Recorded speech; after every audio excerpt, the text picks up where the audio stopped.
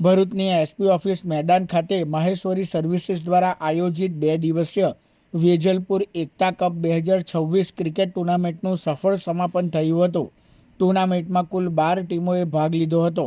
Final મુકાબલામાં Sikotar યુવક મંડળે પ્રથમ બેટિંગ કરી 9 ઓવરમાં 89 રન બનાવ્યા હતા।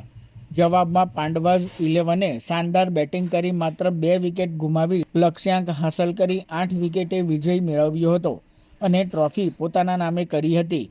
ઇનામ વિતરણ સમારોહમાં ધારાસભ્ય રમેશ મિસ્ત્રી, ભાજપના જિલ્લા મહામંત્રી જિગ્નેશ મિસ્ત્રી, નગરપાલિકાના પ્રમુખ દેવેન્દ્રસિંહ વસાવા સહિતના આગેવાનો ઉપસ્થિત રહ્યા હતા।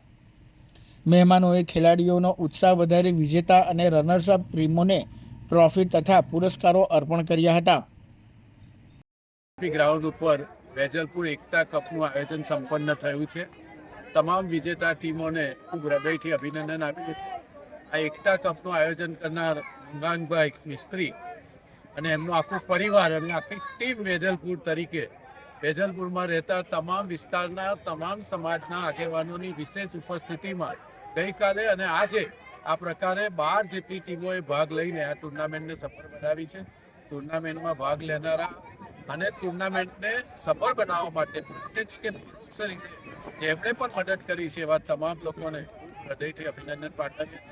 વેજલપુરની એકતા માટે અને એકતાને મજબૂત કરવા માટે આજે સુંદર થીમને કેન્દ્રમાં રાખીને આયોજન કરવામાં આવ્યું છે। તો એ થીમ બદલ પણ આયોજકોને હું હૃદયથી ખૂબ અભિનંદન પાઠવું છું અને સાચા અર્થમાં આ આયોજનના કારણે આ વિસ્તારની એકતાને આગળ જતા ખૂબ બળ મળશે એવો મને સંપૂર્ણ વિશ્વાસ છે।